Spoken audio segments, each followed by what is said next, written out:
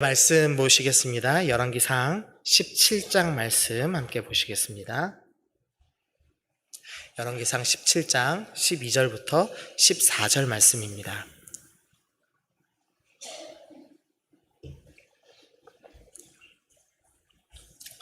열왕기상 17장 12절부터 14절 말씀입니다. 우리 한 목소리 교독하겠습니다. 그가 이르되 당신의 하나님 여호와께서 살아계심을 두고 맹세하노니 나는 떡이 없고 다만 통에 가루 한 움큼과 병에 기름 조금뿐이라. 내가 나뭇가지 둘을 주어다가 나와 내 아들을 위하여 음식을 만들어 먹고 그 후에는 죽으리라. 엘리야가 그에게 이르되 두려워하지 말고 가서 내 말대로 하려니와 먼저 그것으로 나를 위하여 작은 떡 한 개를 만들어 내게로 가져오고 그 후에 너와 내 아들을 위하여 만들라. 이스라엘의 하나님 여호와의 말씀이 나 여호와가 비를 지면에 내리는 날까지 그 통의 가루가 떨어지지 아니하고 그 병의 기름이 없어지지 아니하리라 하셨느니라. 아멘. 네. 오늘 제가 1부부터 4부까지 지금 찬양인다고 설교를 다 해야 되겠고요. 지치기도 하고 떨리기도 하고, 하여튼 긴장되고 그렇습니다. 또 기쁜 마음으로 잘 섬기고 잘 들었으면 좋겠습니다. 화면을 좀 주시면 감사하겠습니다. 오늘 스토리는 우리 사르밧가부 이야기로 좀 출발을 하려고 합니다. 말씀을 좀 읽어보면은요, 열왕기상 16장, 오늘 말씀 17장이고, 지금 본문 말씀 16장입니다.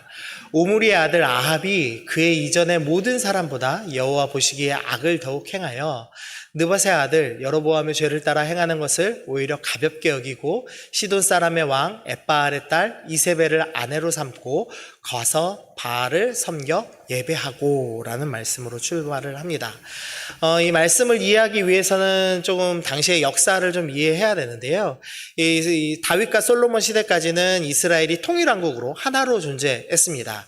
그랬다가 솔로몬의 아들 르호보암 때 이제 북이스라엘과 남유다, 우리나라랑 똑같죠. 북한과 남한처럼 북이스라엘과 남유다 두 개의 나라로 갈라졌습니다. 북이스라엘은 10개의 지파, 10지파가 위에 있고요. 남유다는 단 2개의 지파, 유다와 베냐민 지파만 연합한 나라였습니다.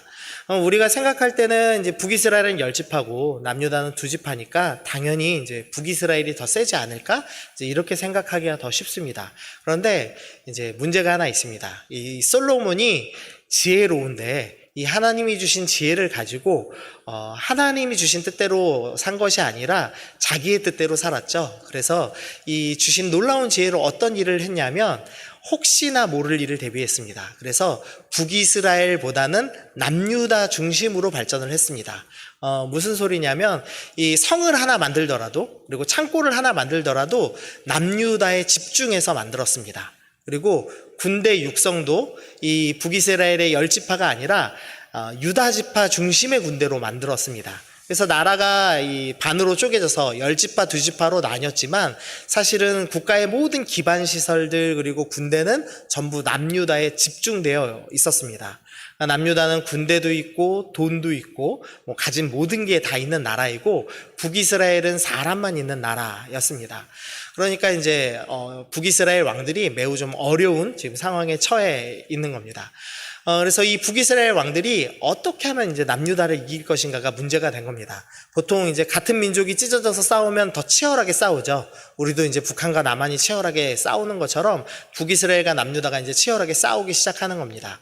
근데 이 북이스라엘 왕들이 남유다를 이길 방법이 무엇인가 고민을 하다가 오늘 본문에 나오는 이 아합이라는 왕이 한 가지 이제 결단을 내렸습니다. 무슨 결단을 내렸냐면 시돈 사람의 왕 엣바알의 딸 이세벨을 아내로 삼기로 결정을 하였습니다. 여기에 시돈이라고 하는 도시국가가 나옵니다. 이 도시국가는 이제 시돈과 두로라고 해서 보통 한 쌍으로 이제 성경에서 많이 표현하는 이 바닷가 쪽에 있는 항구 도시입니다. 이 시돈이라는 나라는 이 세상 역사에서는 페니키아라고 부르는 나라입니다. 이 페니키아는 뭘로 유명하냐면 알파벳 맞는 걸로 유명합니다. 여러분이 영어를 배우셔야 되는 게 이 나쁜 민족 때문에 이 영어를 배우셔야 되는데요. 이 페니키아는 어떤 민족이냐면 이 지중해 연안을 싹 돌면서 그 바닷가 쪽에 식민지를 만듭니다. 그리고 각 대륙에서 나오는 특산물들을 모아가지고 무역을 하는 나라였습니다. 그러니까 아합의 생각에 어떻게 하면 남유다를 이길 수 있을까? 돈이 있어야지. 그래야지 이제 군대를 육성할 수 있으니까. 그래서 무역을 활발하게 하는 페니키아, 시돈과 결혼 동맹을 맺자라고 결단을 한 겁니다. 그래서 이제 결혼을 했습니다. 그리고 나서 어떤 일을 했냐면 시돈 사람들이 섬기는 바알을 섬기기로 결정을 했습니다. 이것도 그냥 단순히 우상숭배하겠다 뭐 이 정도의 결정이 아닙니다. 왜냐하면 남유다에는 예루살렘 성전이 있습니다. 그래서 형식적으로나마 북이스라엘은 하나님을 섬겼습니다. 물론 이제 여로보암이 금송아지를 만들고 이 금송아지가 바로 너희를 애굽에서 인도하여 낸 하나님이다라고 얘기했죠. 금송아지를 만들어 놨지만 어쨌든 형식상으로나마 신앙은 하나님을 믿는 여호와 신앙을 갖고 있었습니다.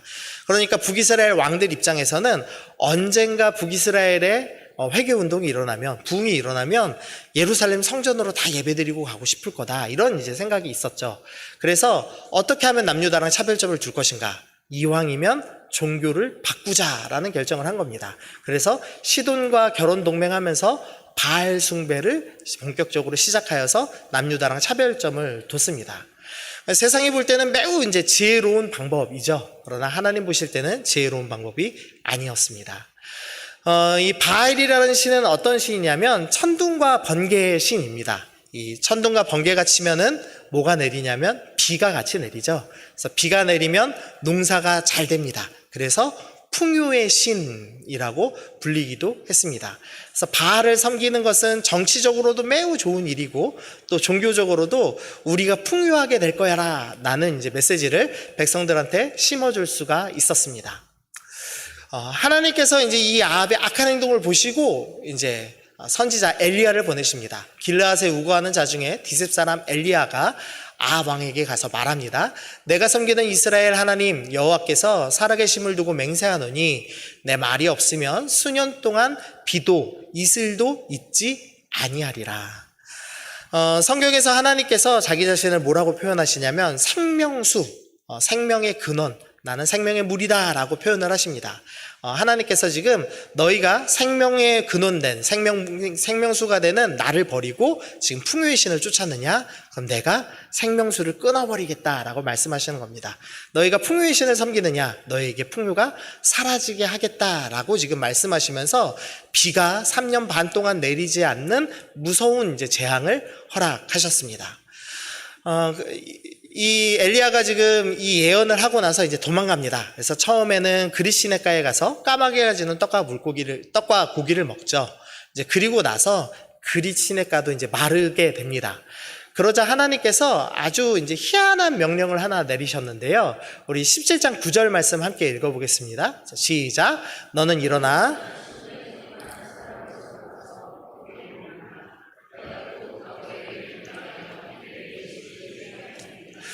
이 명령이 아주 유상한 명령입니다. 왜냐하면 첫 번째로는 시돈에 속한 사르밧이라는 마을로 가라는 겁니다.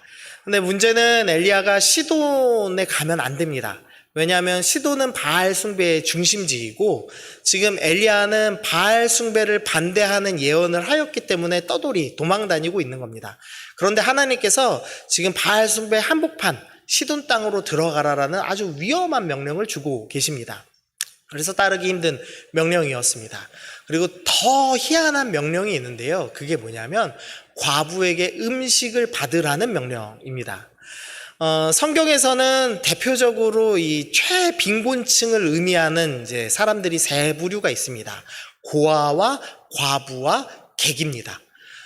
고아는 부모님이 없는 아이들이죠. 그러니까 당연히 가난한 게 당연합니다. 근데 과부도 가난한데 왜냐하면요, 남자가 없이는 경제활동이 불가능했습니다. 그래서 과부도 최빈곤층입니다. 그리고 객은 외국인 노동자를 의미합니다. 그러니까 부모를 잃고 남편을 잃고 나라를 잃은 이 사람들이 가장 빈곤한 사람들입니다. 근데 지금 이 시대는 지금 3년 반 동이나 비가 안 내리는 가뭄이 지금 창궐한 시대입니다. 근데 거기에 최빈곤층인 과부에게 가서 음식을 받아 먹으라는 말도 안 되는 명령이 지금 떨어진 겁니다. 근데 엘리야가 순종하여서 이제 시돈 땅으로 몰래 이제 잔입을 해서 들어갔습니다. 그래서 엘리야가 일어나서 사르밧으로 갔습니다. 그리고 성문에 이를 때 한 과부를 보았습니다. 근데 그 과부가 그곳에서 뭘 하고 있냐면 나무 가지를 줍고 있습니다. 그래서 이에 이제 그 과부를 불러서 청합니다. 그릇에 물을 조금 가져다가 내가 마시게 하라라고 말씀합니다. 지금 가뭄 시대에 물이 부족한 시대인데 웬 처음 보는 사람이 물을 달라고 요청을 합니다. 그런데 이 사르밧에 사는 과부, 사르밧 과부가 그거에 순순히 응합니다. 그래서 물을 가지러 가려고 하니까 엘리야가 다시 사르밧 과부를 불러서 이제 말합니다. 청하건대 내 손에 떡 한 조각을 내게로 가져오라. 이 가뭄의 시대에 물 가지고 오라는 것도 모자라서 지금 떡까지 갖고 오라고 요청을 하고 있습니다. 그러자 이제 과부가 얘기합니다. 사르밧 과부가 이르되 당신의 하나님 여호와께서 살아계심을 두고 맹세하노니 나는 떡이 없고 다만 통에 가루 한 움큼과 병에 기름 조금뿐이라. 내가 나뭇가지 둘을 주어다가 나와 내 아들을 위하여 음식을 만들어 먹고 그 후에는 죽으리라. 지금 사르밧 과부가 뭐라고 얘기하냐면요. 지금 나는 나뭇가지 몇 개 줍는다고 하죠?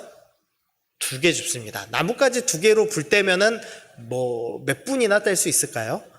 그러니까 뭐 얼마 못 되겠죠. 그러니까 지금 이 가루에 한 움큼 있습니다. 기름 조금 있습니다. 이걸로 만들 수 있는 떡은 뭐 손바닥 하나도 안 되는 수준의 매우 작은 양입니다. 근데 이 마지막 남은 이 작은 떡을 먹고 어떻게 할 거냐면 죽을 겁니다. 그러니까 더 이상 먹을 게 없어서 지금 죽을 상황인 겁니다.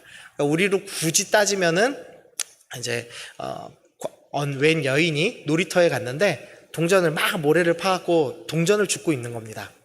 네, 목사님이 가서 뭐 하십니까? 그랬더니 제가 이거 동전 1,000원 모아가지고 삼각김밥 사 먹고 사가지고 내 아들하고 나눠 먹고 죽으려고 합니다. 지금 이 얘기하는 겁니다. 네, 그럼에도 불구하고 엘리야가 뭐라고 하냐면 엘리야가 사르밧 과부한테 두려워하지 말고 가서 내 말대로 하려니와 먼저 그것으로 나를 위하여서 떡 1개를 만들어내게 가져오고 그 후에 너와 내 아들을 위하여 만들라. 이스라엘 하나님 여호와의 말씀이 나 여호와가 비를 지면에 내리는 날까지 그 통에 가루가 떨어지지 아니하고 병에 기름이 없어지지 아니하리라. 이 엘리야가 그럼에도 불구하고 너 떡 나한테 줘라 라고 요청하는 겁니다. 여러분 생각해 보십시오. 마지막 동전, 이 놀이터에서 애들 푼돈 주워서 1,000원 만들어 가지고 삼각김밥 하나 사서 내 자식하고 마지막 한 입 먹고 죽을 예정입니다. 그 정도로 빈곤합니다. 이미 굶은 지가 오래됐겠죠. 근데 그거 내놔라 라는 겁니다. 내놓으면 하나님이 채워주실 것이다 라는 말씀을 들었습니다. 내 자식 손에 가야 될 떡 빼앗아서 나눠주실 분 있으십니까 혹시? 마지막 먹고 죽으려는 그 삼각김밥 하나를 목사님 드십시오 하고 내놓으실 수 있으십니까? 네, 안 주실 겁니까 그럼? 네, 뭐 못 주죠 당연히. 뭐 내가 먹을 거면 뭐 그래 마지막 안 먹고 주지 이럴 수 있지만 내 자식 마지막 먹을 음식 줄 수 있는 사람 없죠. 그런데 이 사르밧 과부가 놀라운 결정을 했습니다. 사르밧 과부가 가서 엘리야의 말대로 하였습니다. 마지막 남은 떡을 엘리야에게 내어줬습니다. 여호와께서 엘리야를 통하여 하신 말씀같이 통에 가루가 떨어지지 아니하고 병에 기름이 없어지지 않는 놀라운 은혜를 경험했습니다. 그래서 제가 이렇게 좀 정리했습니다. 마지막 떡 한 조각이 자신과 아들을 구원할 수 없음을 알고 내려놓았다. 그리고 사르밧 과부는 하나님의 말씀에 귀를 기울여 순종하였다. 그리고 마르지 않는 은혜를 얻었다. 여러분도 마르지 않는 은혜 얻으시기를 소원합니다. 아멘. 네, 요렇게 하고 제가 설교를 끝내고 싶었습니다. 제 원래 계획은 몇 달 전부터 요날 설교하면은 이거 설교해야지. 그래서 우리 모두 은혜 받고 전하는 저도 좋고 들으시는 여러분도 너무 기분 좋잖아요. 마르지 않는 은혜는 정말 좋지 않나요? 안 좋으시면 안 받으셔도 됩니다. 네, 좋으신 분만 받으십시오. 네, 여기서 끝내고 싶었는데 주님께서 다음 본문까지 좀 보아야 될 이제 마음을 주셨습니다. 그래서 할 수 없이 이제 다음 본문을 봤습니다. 이게 이제 좀 힘듭니다. 우리 말씀 읽어보겠습니다. 시작. 이 일 후에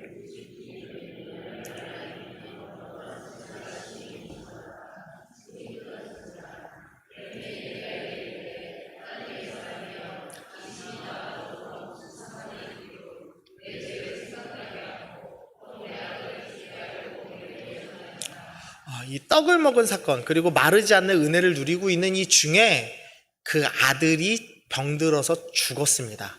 그리고 나자 여인이 뭐라고 얘기하냐면 18절에 엘리야에게 이르되 하나님의 사람이여 당신이 나와 더불어 무슨 상관이 있기로 내 죄를 생각나게 하고 또 내 아들을 죽게 하려고 내게 오셨나이까.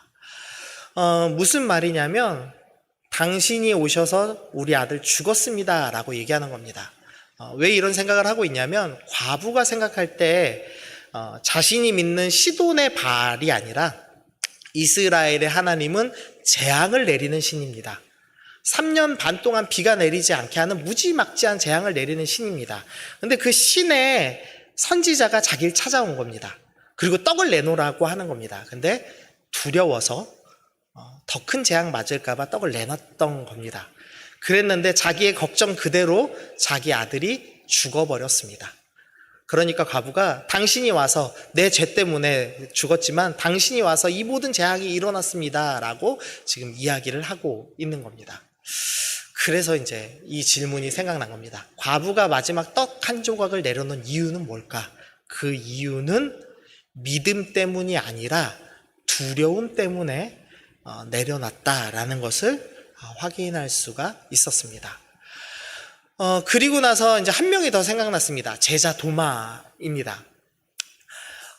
제자가 된다는 것은 쉬운 일이 아닙니다. 이 사도행전 1장은요, 이제 예수님께서 부활 승천하신 이후에 이제 가룟 유다를 대신할, 이제 가룟 유다가 죽었기 때문에 11명의 제자가 됐죠. 그래서 한 명의 제자를 더 뽑기 위해서 지금 이야기하는 과정입니다. 그래서 제자는 이런 사람이 제자가 되어야 된다라는 조건을 이야기하는데요.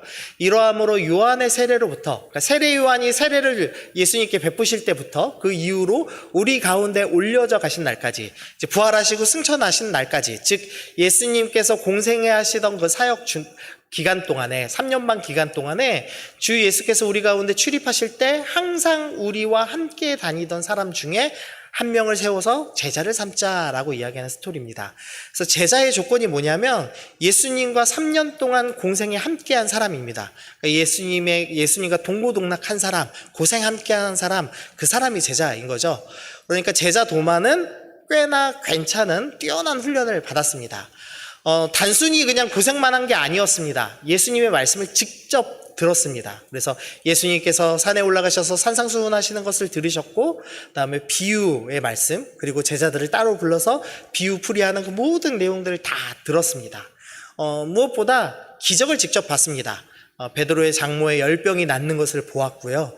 귀신이 내어 쫓기는 걸 다 보았습니다. 그리고 가장 화려했던 기적, 남자만 5,000명, 여자와 어린아이까지 하면 2만 명의 사람들이 앉아 있는데 예수님께서 보리떡 5개와 물고기 2마리를 가지고 기도하시고 그것을 떼어 나눠주실 때 2만 명이 다 먹는 놀라운 기적을 이 제자 도마가 다 보았습니다. 근데 단순히 본 곳에서만 그치는 게 아니고요, 체험도 했습니다. 누가복음 10장 17절 보면 70인이 기뻐하며 돌아와 이르되 주여 주의 이름이면 귀신들도 우리에게 항복하더이다.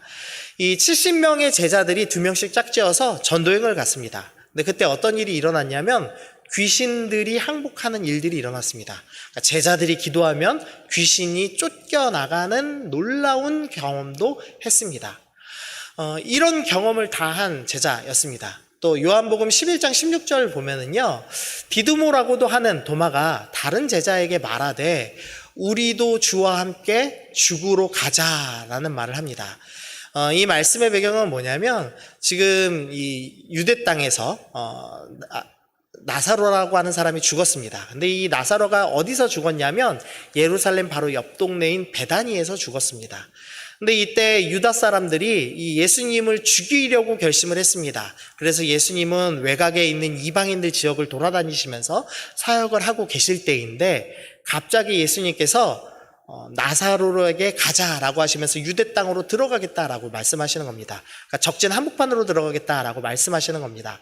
그때 이 제자 도마가 뭐라고 말하냐면 우리도 주와 함께 죽으러 가자. 그러니까 목숨을 내놓겠다. 나는 예수님과 함께 유대 땅 가서 죽겠다라고 결심을 하는 장면입니다. 그러니까 제자 도마는 꽤나 괜찮은 사람입니다. 꽤나 믿음 있는 사람입니다. 3년 반 동안 예수님을 쫓아다녔고 기적을 경험하였고 기적을 행해보기도 했고 심지어는 예수님을 위해 죽기까지 헌신한 사람이 도마였습니다. 그런데 이제 도마의 믿음이 드러나는 장면이 나옵니다. 20장인데요. 12제자 중 하나로서 디두모라고 불리는 도마는 예수께서 오셨을 때 함께 있지 아니한지라. 예수님께서 부활하셨습니다. 그리고 제자들을 찾아오셨는데 그때 10명의 제자들은 있는데 도마는 그 자리에 있지 않았습니다. 근데 그리고 나서 도마가 다시 돌아와서 25절에 보니까 다른 제자들이 도마에게 이르되 우리가 부활하신 예수님을 보았다라고 얘기를 합니다. 그러자 도마가 뭐라고 하냐면 내가 예수님의 손에 못자국을 보고 내 눈으로 보고 내 손가락으로 예수님 손에 못자국에다가 손 넣고 내 손으로 예수님 손에 그 창 찔린 옆구리에 손가락 넣어보지 않으면 나는 믿지 않겠다라고 이야기를 하고 있는 겁니다.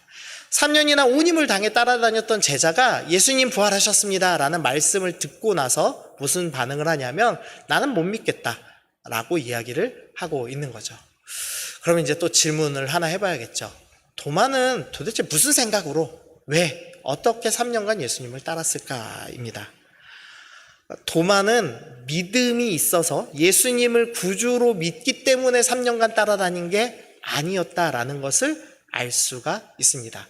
예수님이 이야기하는 철학, 어떤 정치제도, 어떤 변화, 개혁, 그게 너무 좋기 때문에 따라다녔던 거지 도마는 믿기 때문에 예수님을 따라다닌 것은 아니다라는 것을 설명해 주고 있습니다. 그래서 예수님께서 이제 도마를 만나십니다. 우리 27절은 읽어보겠습니다. 시작. 도마에게 이르시되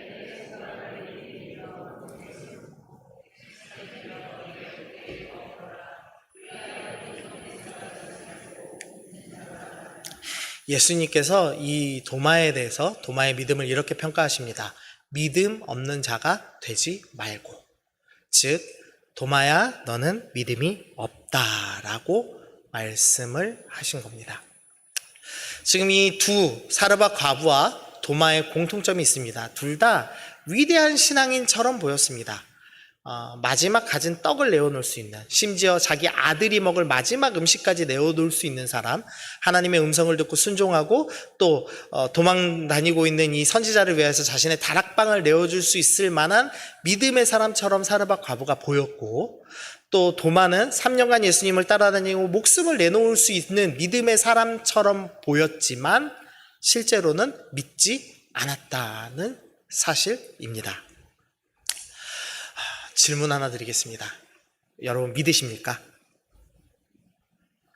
여러분 정말 믿으십니까? 마지막 떡을 내려놓은 사람도 믿지 못했습니다. 생명을 걸고 주님을 쫓았던 도마도 믿지 못했습니다. 그런데 여러분 정말 믿고 계십니까? 어떤 분은 이렇게 생각할 수 있습니다. 나는 주일 성수를 한 20년째 했습니다. 그러니까 난 예수님 믿는 거죠. 나는 3, 4대째 신앙 가문입니다. 뭐 어떤 분은 5대째도 요새는 있더라고요. 5대째 우리 신앙 가문입니다. 나 예수님 믿습니다. 내가 그 누구보다 헌금 많이 했습니다. 내가 봉사 20년 했습니다. 내가 직분이 권사고 장로입니다. 내가 수십 년간 신앙생활 했습니다. 그래서 내가 믿습니다 라고 얘기하는 분들이 참 많죠. 그러나 오늘 본문이 우리에게 얘기하는 것은 너희가 어떤 행동을 했더라도 너희가 믿지 않을 수도 있다. 심지어 생명을 걸더라도 네 가진 전부를 다 내어줄지라도 너는 믿지 않을 수도 있다라고 말씀하는 겁니다. 가정의 평화 때문에 믿는 분들이 있습니다. 오늘도 끌려 나오신 우리 남성 동기들이 있으시죠? 예. 감사합니다. 끌려와 주셔서. 그러나 끌려왔다고 해서 가정의 평화를 위해 교회를 나온다고 해서 여러분은 믿는 게 아닙니다. 어떤 분들은 명예 때문에 내가 그래도 교회에서 위치가 있지 하면서 나오시는 분들이 있습니다. 그러나 믿는 게 아닐 수도 있습니다. 호기심과 인간관계 때문에 그래도 교회에서 노래도 부르고 박수도 치고 재밌으니까 나오지, 그러나 여러분은 믿지 않으실 수도 있다는 겁니다. 그러면 어떻게 믿어야 되는가? 믿는 자가 될 수 있을까? 믿음 없는 사르밧 과부와 제자 도마가 믿은 이유가 있는데요. 아들의 죽음과 소생을 받습니다. 여기서 제가 부활이란 말 안 쓰고 소생이란 말을 쓴 이유는요, 예수님의 부활은 죽음을 이기시고 살아나셔서 영원히 사시죠. 하지만 아들은 잠깐 죽었다 다시 살아났지만 결국 다시 죽었습니다. 그래서 부활은 영원히 사는 것이고 소생은 잠깐 살다 다시 죽는 것이어서 구분을 좀 했습니다. 어쨌든 이 믿음 없는 사르밧 가브는 아들의 죽음 그리고 다시 이겨내는 것을 보았고요, 제자 도마는 죽음을 이기시고 부활하신 예수님을 보았습니다. 즉 이들이 믿음이 없었지만 믿게 된 이유가 있다면 죽음을 이기시는 하나님을 봤기 때문에 믿은 것입니다. 고린도전서 15장에서는 이렇게 말씀합니다. 만일 죽은 자의 부활이 없으면 그리스도도 다시 살아나지 못하였으리라. 그리스도께서 만일 다시 살아나지 못하셨으면, 즉 부활하지 못하셨으면 우리가 전파하는 것도 헛것이요 또 너희 믿음도 헛것이다. 성경은 이렇게 말합니다. 부활이 없다면 우리의 믿음은 헛것이다. 부활을 믿지 못하면 우리의 믿음도 헛된 것이다 라고 이야기를 합니다. 요한복음 11장 25절 보니까요, 예수께서 이르시되 나는 부활이요 생명이니 나를 믿는 자는 죽어도 살겠고 무릇 살아서 나를 믿는 자는 영원히 죽지 아니하리라. 내가 이것을 믿느냐.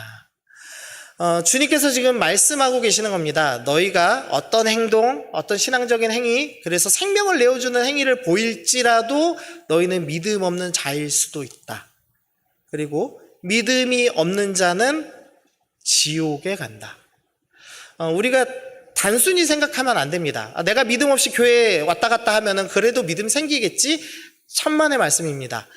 3년 반 동안 생명을 내걸고 예수님을 따라다녔던 도마는 믿음 없는 자였습니다.